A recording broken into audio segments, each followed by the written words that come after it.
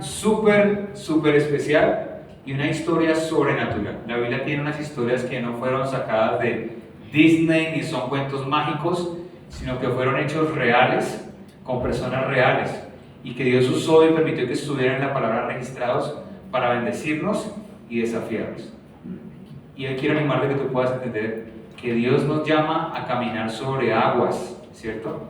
A caminar en lo imposible, en lo que parece que es imposible para nosotros, pero es posible a través del poder de Jesús. Así que acompáñame, vamos a repasar la cita que tuvimos hace 8 días. Es Marcos 14, 22 a 32.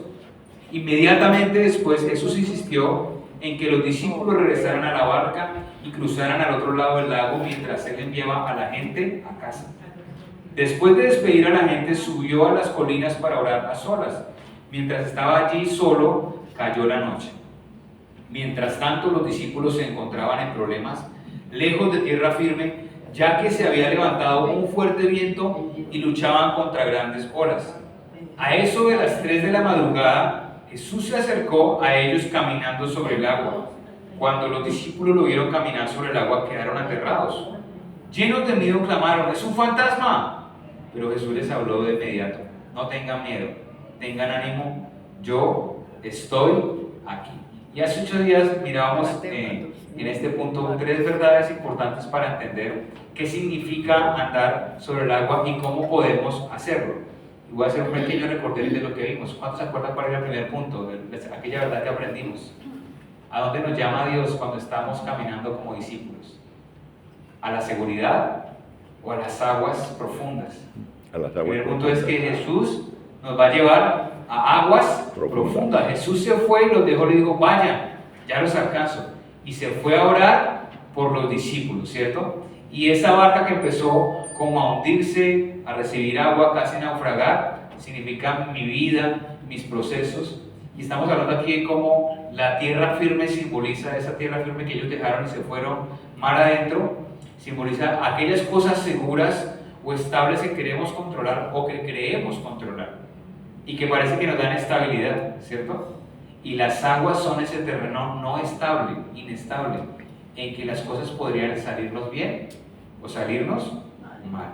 Aquí el punto que compartíamos también es que si tú estás caminando delante de Dios como un discípulo en la fe del Hijo de Dios, debes saber esto: es que tu fe está segura si está en Jesús. Porque Jesús se fue a las 3 de la madrugada, imagínense, ni a la 1 ni a las 4.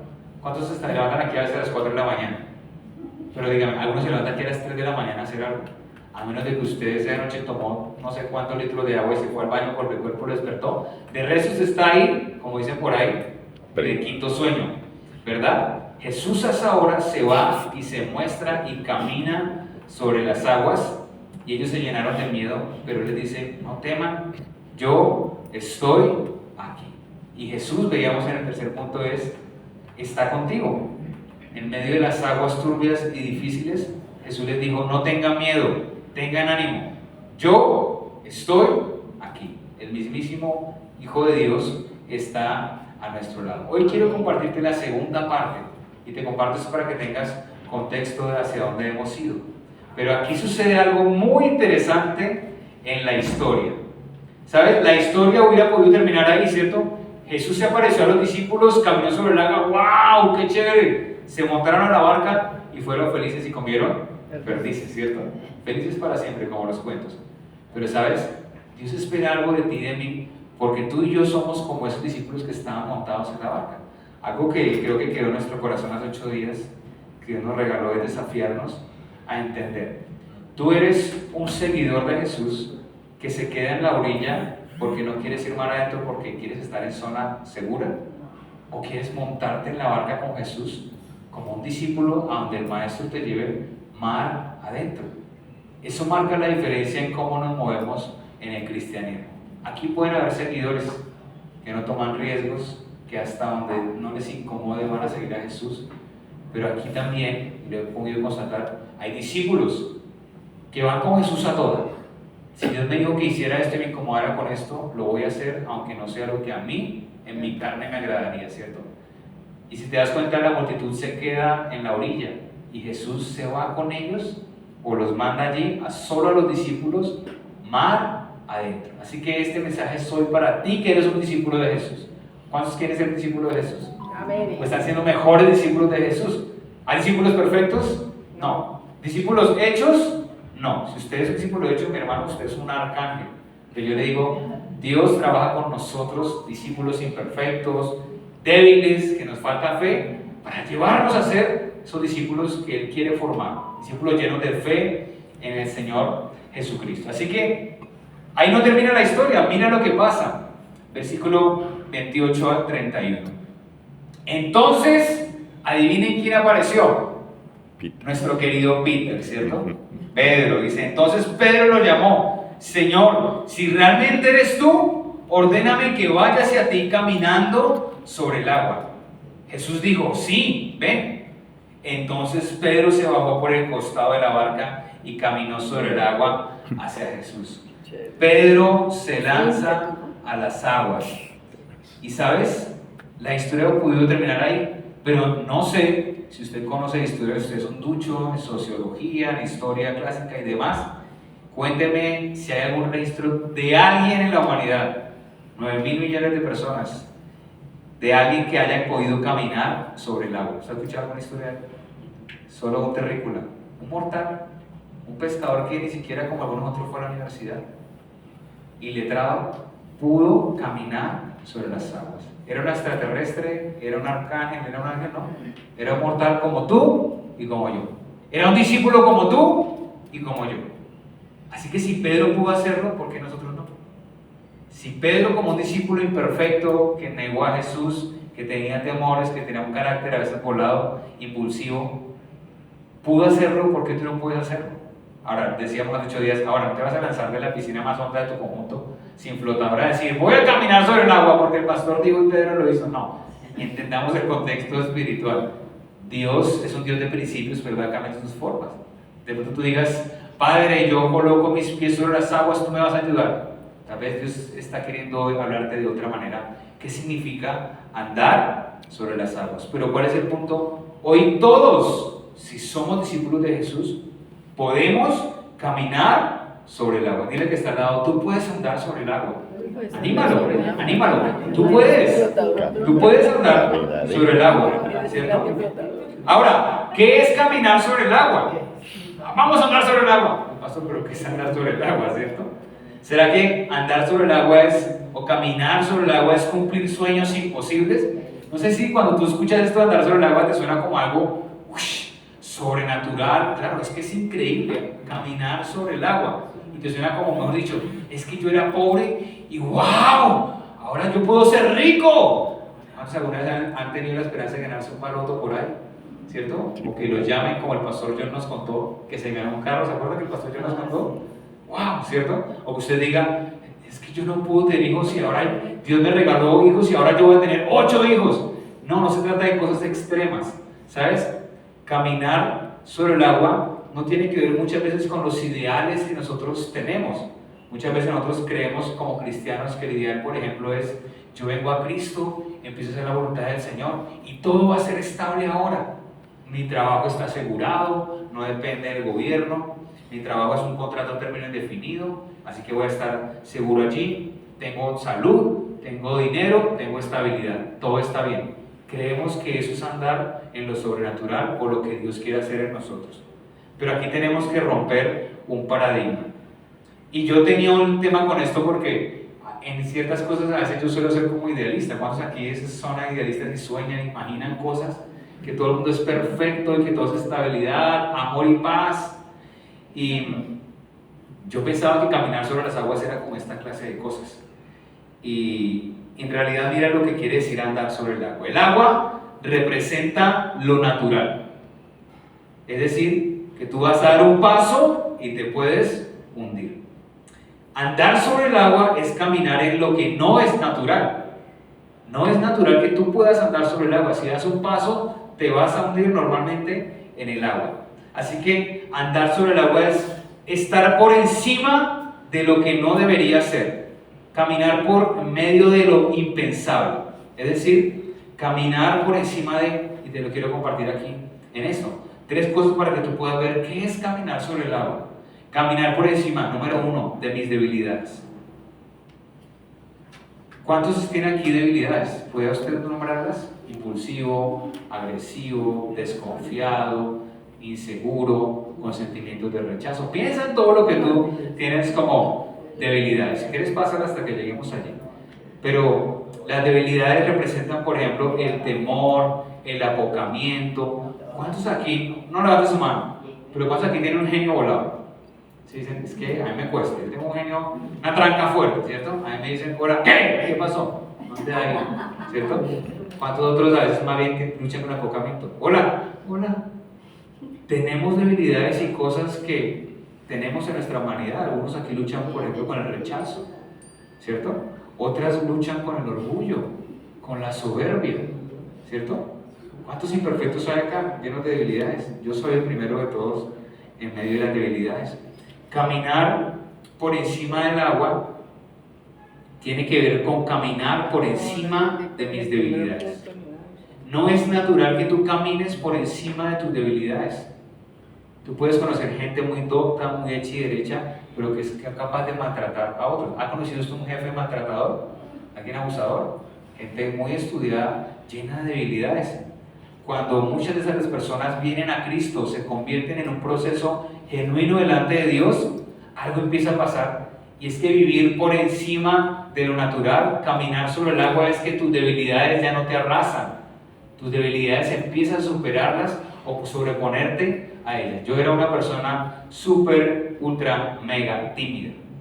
Yo me acuerdo que en el colegio yo estaba en 11, mi hermana estaba en 10º. Mi hermana fue un carácter mucho más de tener chispa. Y yo me acuerdo que yo era un joven adolescente tímido, las inseguridades de falta de un papá que estuvo ahí, me cobraron factura en la adolescencia.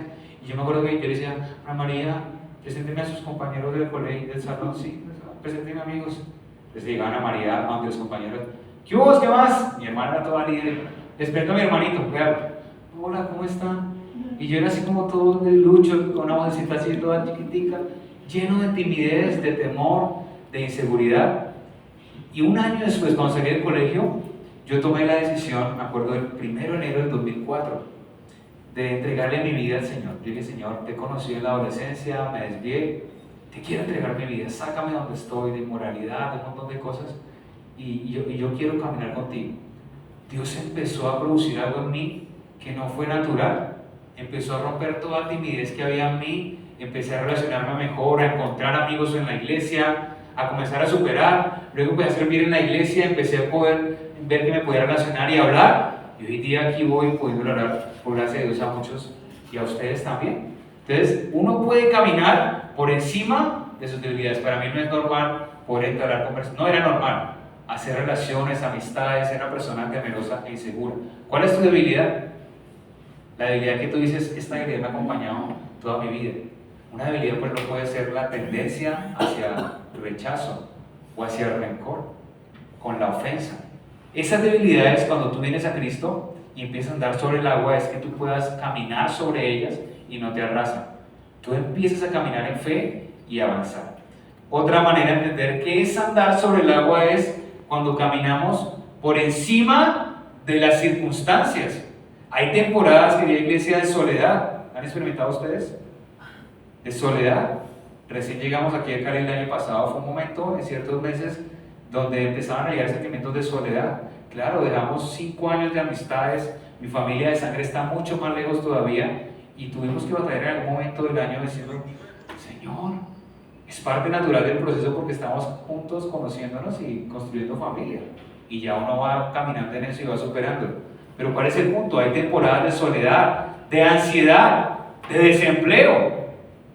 En este cambio de gobierno varios, no sé si aquí hay alguno, pero en Ibagué pasaba mucho que muchas personas trabajaban en temas de alcaldía y gobernación, y para estos cambios de temporada en política, de gobierno y demás, muchas personas quedaban con desempleo porque dependían de un contrato gubernamental. ¿Cuál es el punto? Cuando tú estás caminando por encima de las aguas, las circunstancias no te arrasan a ti. Tú caminas por encima de esas circunstancias en fe y no te hundes. Y también caminar sobre el agua quiere decir que tú caminas por encima de tu pecado. No que eres un ángel que nunca pecas, no, sino que esos caminos antiguos, llamados sendas antiguas o caminos recorridos, de los cuales Dios te sacó, cuando tú estás caminando sobrenaturalmente como un discípulo, tú puedes caminar sobre ellos y no te van a alcanzar. Lo primero que Dios empezó a purificar en mi vida fueron mis ojos y mis pensamientos. Desde ese 1 de enero de 2004, cuando le entregué mi vida a Jesús y decidí decir: Señor, voy a entregarte mi vida y a empezar a tener relación diaria contigo y personal, yo empecé a ver al poco tiempo cómo Dios empezó a purificar mi corazón, mis pensamientos, a recobrar la inocencia de la pureza en el Señor. Y de ahí para acá llevo 38, bueno, llevo varios años, 2004, 22 años de caminar limpio delante del Señor. Claro que hay tentaciones en el camino, pero lo que puedo decir es que en mi humanidad yo permanecería dominado por el pecado. Pero caminar por encima de las aguas es que puedo caminar por encima del pecado, por encima de lo natural. Mira, es imposible, por eso tú ves tanto fraccionamiento y divorcio hoy día, inclusive en algunas iglesias, porque es imposible que tú puedas en tu propia fuerza humanidad, en tu naturaleza, domar el pecado. Por más machito que te creas, tus pecados te van a alcanzar si no estás lleno de la presencia de Dios, si no eres un discípulo que caminas a la luz de Dios. ¿Cuáles son esos pecados o esas circunstancias pecaminosas sobre las cuales no has podido sobreponerte? Tal vez te falta caminar como un discípulo de Jesús y Él te va a llevar a sobreponerte, a caminar por encima de las aguas. En mi caso pudo ser temas de moralidad, pero en tu caso, piensa, años como rencores guardados que no has podido superar por ti mismo. Necesitas la presencia de Dios para poder sobreponerte al pecado del rencor. Guardar rencor es un pecado, ¿sabías? Años de caminar con el Señor, pero todavía caminando en la dependencia a otras personas. Dependencia emocional. ¿Alguno de ustedes lucha con eso? ¿Sabes?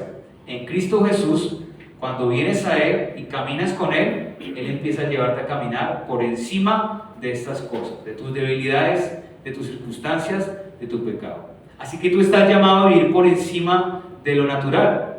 Y algo muy interesante aquí es que Pedro fue el único discípulo que reaccionó con fe en ese momento. Los demás estaban aterrorizados, se dieron cuenta que era Jesús, dijeron: ¡ay, gracias a Dios, era Jesús! Ahí hubiera podido terminar la historia, pero Pedro dice: Señor, si eres tú, mándame que yo vaya y camine. Ahora la pregunta es, ¿qué llevó a Pedro a querer lanzarse creyendo que podría caminar sobre el agua? ¿Tú qué crees? Ok, la fe.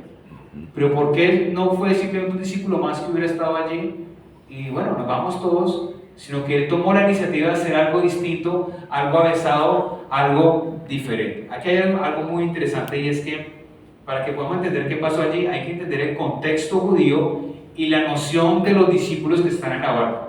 Nosotros los llamamos aquí discípulos, pero para el momento y la época hay todo un contexto de cómo los judíos entendían el discipulado. Entendamos que ellos ven diferente a como nosotros hoy día vemos.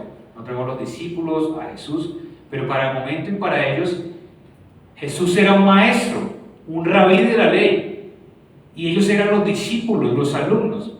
Para esa época, la noción del discipulado era muy clara.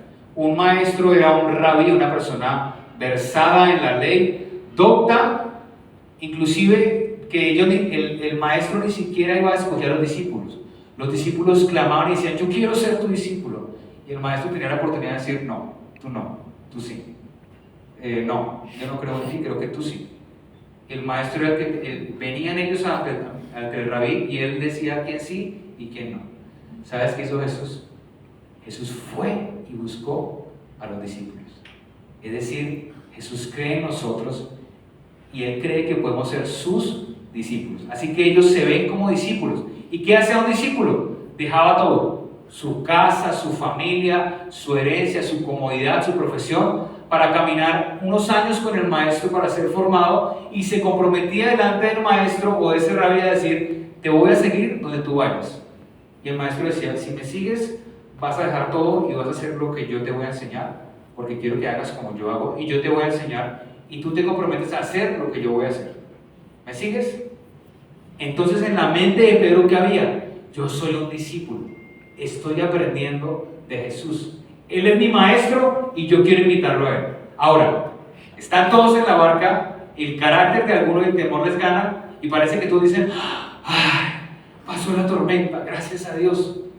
Y Pedro dice, no, yo soy un discípulo, yo te quiero imitar a ti, Señor. Si tú caminaste sobre el agua y creo que tú eres el Hijo de Dios, mándame, yo soy tu discípulo, voy a caminar sobre el agua como tú caminaste. ¿Entiendes? El punto es, Jesús tenía claro que Él era el maestro y Pedro tenía claro que Él era su discípulo. Había una identidad de discípulo, por el cual decía, yo puedo hacer lo que mi maestro está haciendo. Y si Él está caminando sobre el agua, yo quiero imitarlo a Él. Miren la actitud de Pedro, si no nos desafía, en vez de estar buscando la comodidad y la seguridad, a buscar imitar al maestro. Por eso cuando tú entiendes que Dios te está guiando por encima de tus debilidades, Él te está retando a que tú digas, así como yo caminé por encima del pecado, vencí el pecado y vencí con mi sangre para que ustedes venzan, como yo me sobrepuse a las circunstancias que yo viví, la traición de Judas, el maltrato, el escarnio público, y el Jesucristo era el varón perfecto, así que debilidades no nombramos allí. Pero el punto es, Pedro tenía clara una identidad de discípulo. ¿Tú tienes clara la identidad de un discípulo? Que quiere hacer lo que su maestro haga. ¿Quieres amar como Jesús ama? ¿Quieres arriesgar como Jesús arriesgó? ¿Quieres tener la fe del Hijo de Dios? Así que, por eso yo creo que hay cristianos que viven normalito, en lo natural. Ir a la iglesia, a lo mejor inclusive diezmar, gloria a Dios, ser personas correctas, morales, pero no arriesgar o no hacer nada más por incomodarse. ¿Conoce usted cristianos así? De eso está llena las iglesias. Yo tengo cuando tú veas muchas personas que se dicen cristianas, examina si más cristianos son discípulos. No lo hagas con un aire de, uy, no eres discípulo, yo sí soy discípulo, sino que tú digas, Señor, yo quiero ser más bien, no solo un creyente, no solo alguien que asista a una iglesia, quiero ser un discípulo que haga tu voluntad. Pero también veo otra clase de cristianos que son los que van más allá y viven en victoria sobre sus pecados. ¿Tú estás viviendo en victoria sobre tus pecados? ¿Sobre tus debilidades? Ahí de cuando nos descuidamos de Dios, nuestros pecados nos alcanzan, ¿cierto? Dios quiere que vivamos en victoria sobre nuestras circunstancias y sobre nuestras debilidades. Pero ¿por qué Pedro tuvo esta actitud y pudo caminar sobre el agua? Mira, él tenía una relación con el maestro y quería obedecerle. ¿Por qué Jesús proyectó a Pedro como el discípulo que iba a ir como punta de lanza junto con Santiago y con Juan a levantar la iglesia de los Hechos que vemos en Jerusalén en el libro de los Hechos? ¿Sabes por qué? Había una actitud de creerle de parte de Pedro a Jesús y decir, yo soy tu discípulo. Por eso Pedro, tú lo ves en el libro de los Hechos, siendo el discípulo que empezó a proclamar a Cristo Jesús y animó a los demás discípulos. Mira lo que dice Juan 14:12. Les aseguro que el que cree en mí también hará las obras que yo hago y aún las hará mayores, porque yo vuelvo al Padre. Así que en este punto número 3 hay una marca que te distingue a ti como discípulo. Pedro se lanza al agua y este es el punto número 4 o el punto número 1 del día de hoy. Si tú eres un creyente, tú tienes una marca. Si tú eres un discípulo, tienes una marca. ¿Sabes cuál es la marca? No es la marca de la bestia, como dicen por ahí, o una marca especial. ¿Sabes cuál es la marca tuya si tú eres discípulo? Dios te empieza a dar audacia. Si tú eres realmente un discípulo de Jesús, tú vas a ser una persona audaz. Ahora, ¿qué es audaz? Eso nos suena como... ¿Ha visto usted política audaz? ¿Ha visto políticos en el Congreso audaces? Que sacan la ley, le hacen la trampa, la triquiñuela para hacer cosas. O gente audaz. Ah, es que me dijeron que el contrato tenía que presentarlo de esta manera, con este datico, y ahí sí me lo gano. La audacia para la mano. Pero mira lo que quiere decir la audacia. La audacia es la cualidad de actuar con osadía, valentía y atrevimiento para emprender acciones inusuales o arriesgadas, ignorando el peligro o las dificultades. Implica coraje, astucia e inteligencia para enfrentar desafíos, superando la timidez o inclusive lo convencional. En ocasiones inclusive puede rozar la temeridad o el descaro. Es decir, Dios quiere que seamos personas o hijos, discípulos audaces, que nos lancemos a lo temerario. Ahora, en la sabiduría de Dios. No, es que yo soy un discípulo audaz, ahora sí voy a tener mi casa y voy a dedicarme. No, ¿a qué te está llamando Dios en ese proceso para que tú seas audaz? ¿Sabes? Dios quiere desarrollar en ti una fe audaz, una fe osada para arriesgar. ¿Quieres saber qué es ser audaz? Hacer cosas que a veces no tienen sentido. Yo recuerdo una vez, la primera chica que me gustó en mi vida, y fue una chica, yo estaba recién convertido a los 16, y eso fue antes de que conociera a mi esposita, pero muchos años atrás. Y recuerdo que era una chica que conocí en un campamento y era una familiar inclusive del pastor de Villavo, era como una prima en tercer grado. Y esta chica vivía en Chía, y yo tenía como 15, 16 años, yo todo campechito de Villavicencio, City, del pueblo, y ella ya en Chía, la gran ciudad. Ya estaba Transmilenio en Bogotá en esa época, así que estaba recién puesto, recién apenas como 3, 4 años, yo nunca había montado en Transmilenio. Y un día nos mandábamos correos, se hablaba, hola, ¿cómo estás? Y éramos muy amigos y empezó como a surgir algo ahí como, pero no habíamos hablado nada, solo era compartir en amistad. Y le dije, ay, qué chévere, me gustaría ir a conocer Chía y poder compartir un rato y charlar contigo. Y entonces este chico, adolescente, temeroso, que no tiene plata, yo no sé cómo acuerdo de dónde salió plata para ir, me fui hasta Bogotá, no sé cómo llegué. Y cuando se han ido a Chía, vos saben que eso queda sobre el portal de la 170, uno coge hacia allá, ¿cierto? Aquí hay unos de Bogotá. Nunca he montado un Transmilenio, entonces me monté allá. Entonces, la audacia tiene que ver con hacer cosas temerarias. Yo me monté y dije, ¿dónde timbro yo para bajarme ahora? Y no me acordaba que la estación tiene donde uno termina, entonces me fui hasta el portal de la 170. Y resulta que quienes han estado allí saben que el portal tiene como 2 lugares, ¿cierto? Uno está acá y para coger el bus para el otro lado, para ir a Chía, tiene que dar una vuelta por un túnel y meterse. Pues este campechano se fue allá sin saber nada. ¿Y sabe qué hizo este chico campechano? Se cruzó toda la vía. No, pues voy a cruzar, no hay carros, voy a cruzar. Y voy cruzando así todo con maletica, todo flaquito, más flaco de lo que son. Iba allá, parecía como un pum, yo era rapado, todo flaquito. Y cuando voy caminando, pues no hay buses, no hay nada que voy a pasar. Se viene un segador con escopeta. ¿Qué hubo, chino? ¿Qué hace? ¿Qué está haciendo? Pensó que yo estaba robando a alguien, que había atracado a alguien. Y yo, no, señor, no. ¿Qué está haciendo, hermano? ¿Cómo se le ocurre atravesarse por acá? No pasó por el túnel. No, es que la primera vez que monto en este lugar, en Transmilenio, y voy para Chía. Hermano, ¿cómo se le ocurre hacer eso? ¿Usted qué está pensando? Allá coge el bus, me monté en bus y allá está Chía. Y ahí, Songo Soroco, pude ir hasta Chía y compartir un rato con mi amigo. El punto es, la audacia tiene que ver con hacer cosas. Y ¿qué me impulsó a mí a hacer esa campechada, Dios mío? ¿Cierto?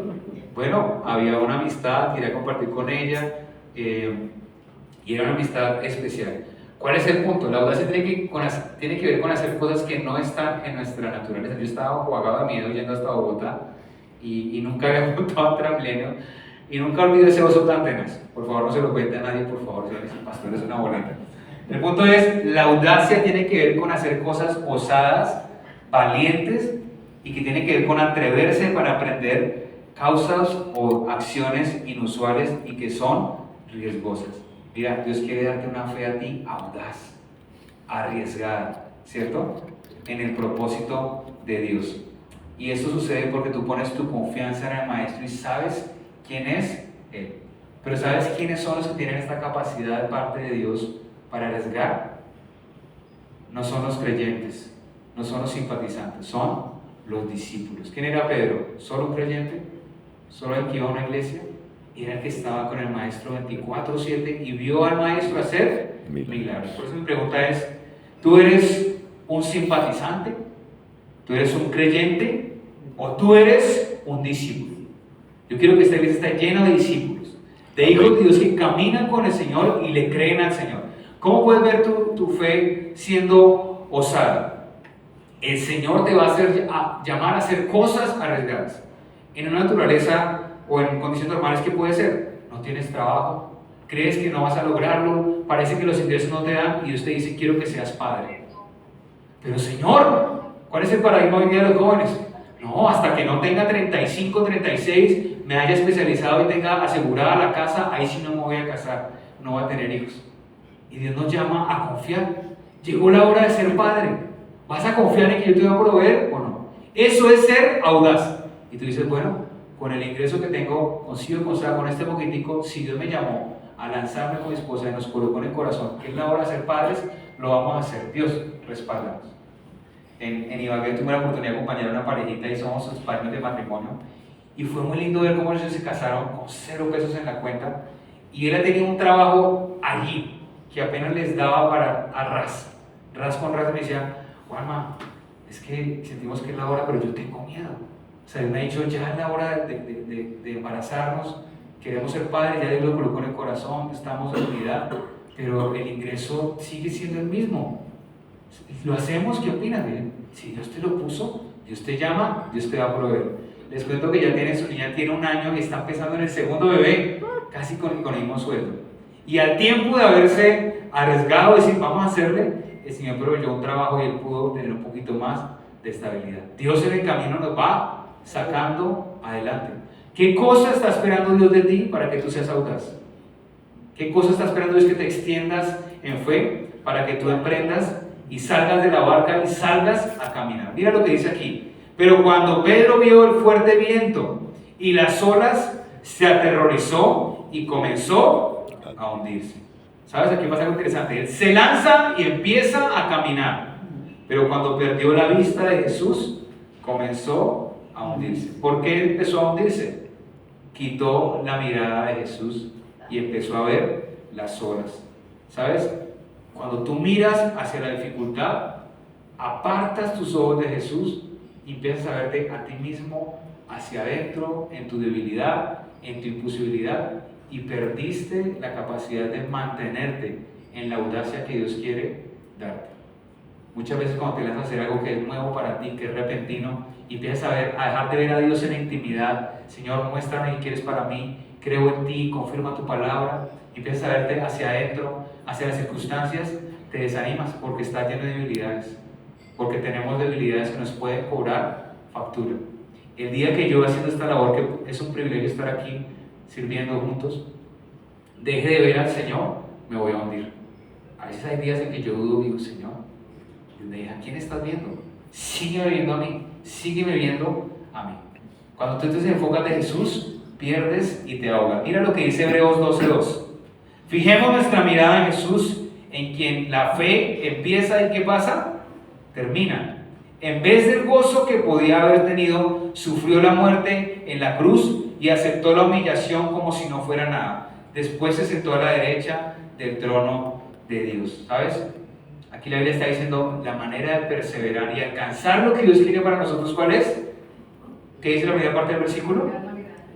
Fije su mirada en Cristo Jesús, en quien la fe empieza y termina. ¿Cómo Jesús pudo llegar al final a la cruz? Mirando al Padre. Por eso cuando él estaba en el huerto en un momento de debilidad dijo, Señor, si es posible pásame esta copa, pero mira cómo se fijó en el Padre. Dijo, pero que se haga tu voluntad, Padre mío. ¿Tú te imaginas que te fueran a crucificar? ¿Tú qué pensarías? Nos pagamos de temor y de miedo. Jesús también fue humano y él sintió como nosotros, pero se enfocó tanto en el Padre que dice la Biblia que por eso tuvo que tener el gozo de ir hasta la cruz para poder dar su vida por nosotros. Así que Jesús salva a Pedro que se estaba hundiendo por el miedo y por las olas. Y mira lo que dice 1 Corintios 10:13 y me gustaría que lo anotaras allí. Fiel es Dios que no dejará que tú seas tentado más de lo que puedas soportar, sino que juntamente con la tentación dará la salida para que tú la puedas resistir. Esta palabra tentación en el griego original puede traducirse como tentados, pero también probados. Según el contexto tú lo vas a poder interpretar. El punto es, Dios no va a colocarte una prueba, un reto, más allá del que tú no pudieras caminar. Si Dios te atraviesa una dificultad y dice, ¿qué vas a hacer? ¿Audacia o temor? Y tú te lanzas, la Biblia dice que Él te va a sostener porque no va a colocar sobre ti un peso más allá del que puedas superar. Estás batallando con un hijo que no quiere responder, Él te dice, yo creo que tú puedes soportar esta prueba y salir adelante. ¿Cuál es la prueba de dificultad que hoy estás viviendo? Necesitas entender que ese peso que Dios ha puesto allí, tú lo puedes superar de la mano de Dios. Dios sabe cuánto puedes aguantar, ni un gramo más, ni un gramo menos. ¿Qué dificultad estás viviendo hoy? Ni un gramo más, ni un gramo menos, Dios te va a permitir vivir sabiendo que tú puedes pasarlo con la mano de Dios. Así que Pedro podía hacer ese milagro de caminar sobre el agua siempre y cuando solamente viera a Jesús. ¿Cuántos aquí están viendo sus deficiencias, sus debilidades? Tenemos que empezar a enfocarte en Jesús. No mires los números de la cuenta, no mires tu salud física, no mires tus debilidades de carácter. Mira a la persona de Jesús a través de una intimidad y vas a ver cómo tú empiezas a convertirte en un discípulo que camina sobre las aguas. Mira lo que dice allí, de inmediato, versículo 31, de inmediato Jesús extendió la mano y lo agarró. ¿Tienes tan poca fe?, le dijo Jesús. ¿Por qué dudaste de mí? No sé cómo lo lees tú, pero yo les compartía que cuando yo leía esto pensaba que Jesús le pegó una vaciada a Pedro y yo peleaba con la Biblia. Así como yo, ¿cuántos han peleado porque, por ejemplo, Dios le dijo a Moisés, no vas a entrar a la tierra prometida? Y yo, Jesús, Señor, pues aguantó 40 años a este pueblo, estuvo hasta el final y por un día que se le salió la piedra y se le voló, perdió todo lo que sembró. No es justo. Y yo tengo que llegar a decirle a Dios en el cielo, Señor, cuéntame cómo fue que pasó eso, porque a veces no me cierra todavía. ¿Te ha pasado con algunos pasajes de la Biblia que no entiendes? Dices, yo pensaba que decía, Jesús, pero qué injusto. O sea, Pedro se lanzó, hizo lo que los otros no hicieron, y cuando se empieza, caminó sobre el agua, y cuando empieza a hundir, que es natural que se pueda hundir en sus debilidades, tú lo regañas. No es justo, Señor. Pero cuando yo reestudié el pasaje, escuché la aplicación que narra la Biblia, entendí y me di cuenta que en el contexto Jesús no lo estaba vaciando, Jesús lo estaba animando. Como cuando un padre anima a su hijo y le dice, ¿por qué dudaste? Si tú me conoces, venga para acá, usted le faltó, pero vamos a trabajar. Jesús estaba trabajando en el corazón de un Pedro que tenía temor y duda. Un Pedro que más adelante traicionó a Jesús. Pero vamos a ver más adelante como un Pedro que cuando el Espíritu Santo llega y tiene toda la convicción en la fe en Jesucristo, se hace matar por el Evangelio del Señor. Dicen los historiadores que Pedro fue el único discípulo que murió crucificado como su maestro y que cuando en el momento de morir dijeron, volteen, no soy digno de morir como mi maestro, y murió crucificado boca abajo. La valentía y la audacia de un Pedro que era temeroso, tú lo ves más adelante, creyendo en el maestro. Así que es necesario que tú y yo crezcamos en esa audacia. Hebreos 10:23 dice, sigamos confiando en que Dios nos salvará, no lo dudemos ni un instante, porque Él cumplirá lo que prometió. ¿Qué te ha prometido Dios? ¿Ok? Y en tus circunstancias, ¿qué te ha prometido Dios? Yo no sé dónde voy a pagar la universidad de los niños, no sé cómo voy a hacer, no estoy soñando que estudien en Harvard, pero a veces me pregunto, ¿dónde van a estudiar? Y Dios me dice, caminemos sobre el agua y yo te voy a sostener. Así que, ¿a qué te está prometiendo Dios? ¿Qué te está diciendo hoy que hagas? El Señor te anima a que si Él te prometió algo, Él lo va a hacer. Pero ¿por qué estás dudando hoy? Tal vez te falta más intimidad con el Señor, más fe. La Biblia dice que la fe viene ¿por qué? El oír de la palabra de Dios. ¿Dónde viene la palabra de Dios? ¿El domingo en la iglesia solamente? Chévere que escuches el mensaje. En la intimidad con Dios. Por eso ves cristianos desanimados y otros cristianos llenos de fe, caminando en intimidad con el Señor. Y el último punto es este. Los discípulos lo adoraron. Y aquí hay un llamado a una fe mayor. El versículo 32 dice, cuando subieron de nuevo a la barca, el viento se detuvo. Entonces los discípulos lo adoraron. ¿De verdad eres el Hijo de Dios?, exclamaron. Y sabes, los discípulos cambiaron rápidamente de temor a la tormenta a adorar a Jesús.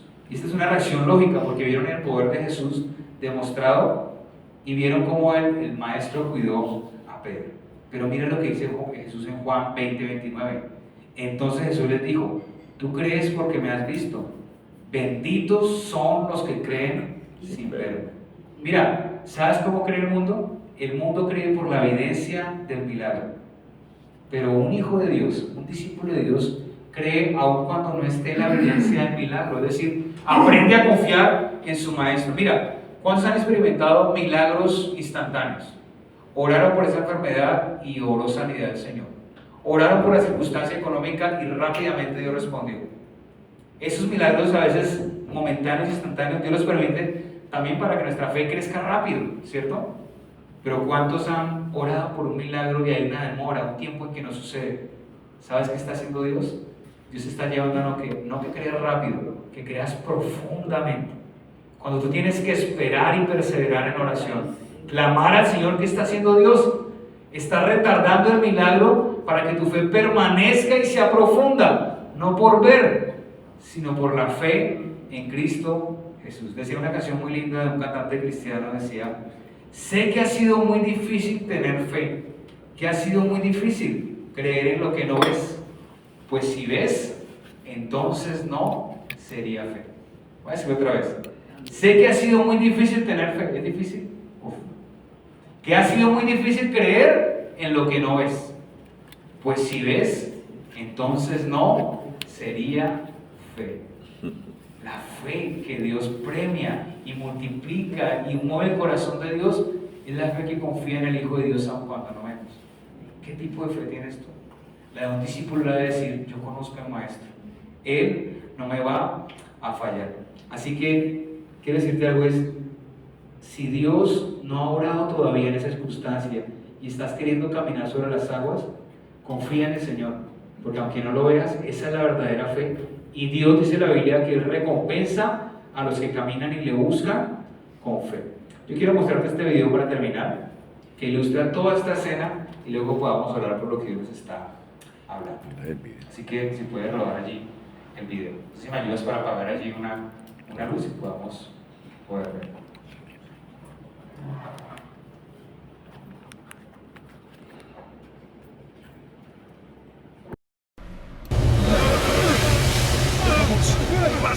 ¡Sigue remando! ¿Qué estás haciendo? ¿En serio nadie vio eso? No hay que parar. ¡Por allá! ¡Yo no veo nada! ¿Qué es lo que debo ver?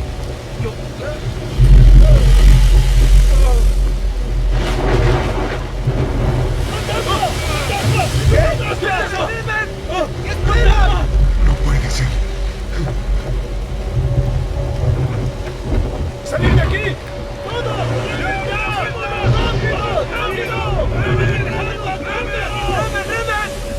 ¡Rápido!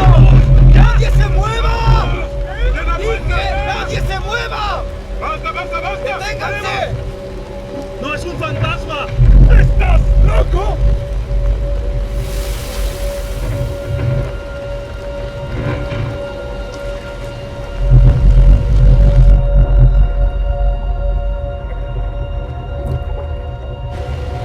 ¡No tengan miedo! ¡Soy yo! ¿Jesús? ¿Cómo? Imposible. Porque esta es la segunda cosa más increíble que he visto hoy. ¿Esto nos sorprende? ¿Acaso no aprendieron nada hoy? Si eres tú, Señor, mándame que vaya a ti sobre las aguas. Simón, no. ¿Te perdiste la cabeza? Si tú eres quien dices que eres, pídeme que baje de este bote. ¿Tienes la fe para caminar en estas aguas? Por supuesto. Puedes hacer todo lo que mandes, y si tú le ordenas al agua que me sostenga, caminaré en ella. Si te llamo conmigo, ¿bajarías por tu fe? ¡Sí! Entonces, ¿qué te pasa? ¿Por qué vas corriendo tras los gentiles cuando tu propio pueblo tiene problemas aquí? Cuando tus alumnos tienen problemas.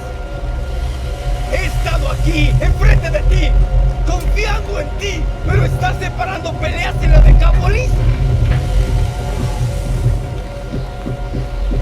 Pues ven a mí, tú, cansado y desgastado. Yo te daré descanso.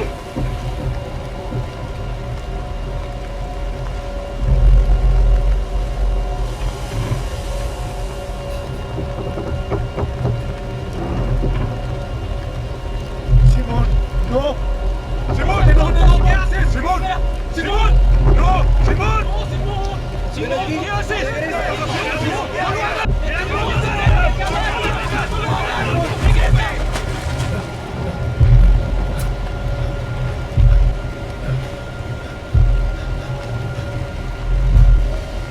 ¿Aún tienes tu fe? La fe nunca ha sido mi problema.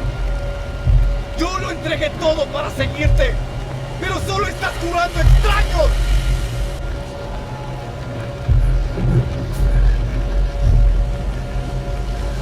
¿Por qué crees que les pongo pruebas? ¡No lo sé! porque demuestran la autenticidad de tu fe. Te fortalecen. Esto está fortaleciéndote. Y a Edén, mantén tus ojos en mí. ¿Quién lo reconoce?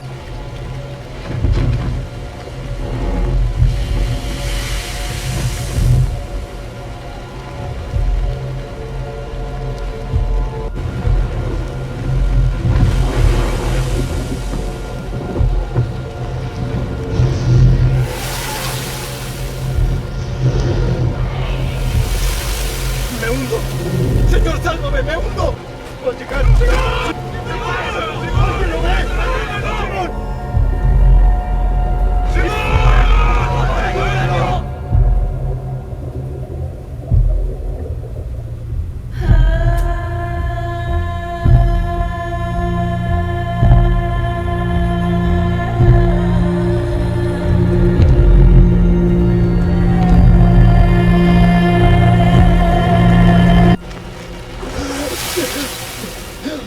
Nunca me sueltes. Ya te tengo, ya te tengo. Ya te tengo. No me sueltes. Te tengo. Por favor. Hombre de poca fe. ¿Por qué dudaste? No vayas a soltarme.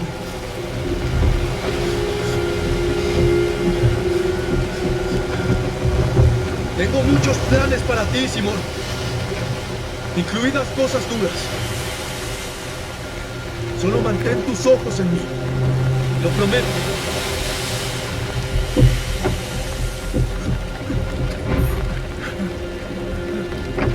Por favor, ayúdenlo.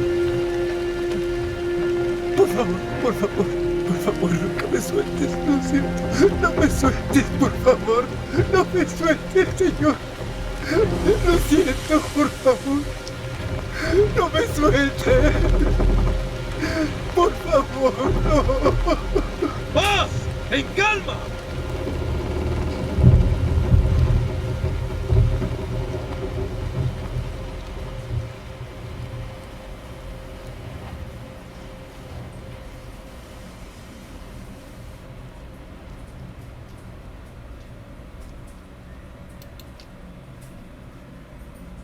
Permite situaciones como estas para probar nuestra fe.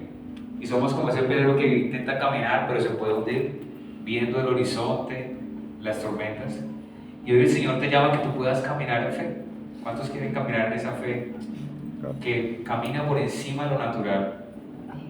Y decir, Señor, no me sueltes. Cierra ahí tus ojos en esta mañana ahí. Y Señor, hoy te pido que me ayudes en mi fe, Señor. Dile a Jesús, no me sueltes, Señor, no me sueltes en medio de estas aguas, que yo puedo estar caminando, Señor. A mí dame fortaleza para que yo sea audaz y permanezca en lo que tú me has llamado a permanecer, sobrenaturalmente. Porque yo quiero ser un discípulo que imite a su maestro. Y piensa esta mañana, ¿cómo está tu fe delante de Dios? Dile, Señor, fortalece mi fe. Padre, hoy vengo delante de ti creyendo que tú me sostienes, que tú eres el mismo Dios que caminó sobre las aguas. Y si tú me llamas, Señor, a bajar de la barca y a caminar, yo creo que tú me vas a sostener, Señor. Toma mi mano y no me sueltes. Dile, Señor, toma mi mano, Padre. Jamás me sueltes, Señor. Que yo pueda verte a mi lado, Señor. Que yo pueda saber que tú estás a mi lado caminando en lo sobrenatural, Señor. Y haz de mí, Señor, alguien que confía en ti, Señor. Así como Pedro, Señor, que tuvo debilidades, que te falló, Señor, en un momento, aprendió a confiar en ti, Padre,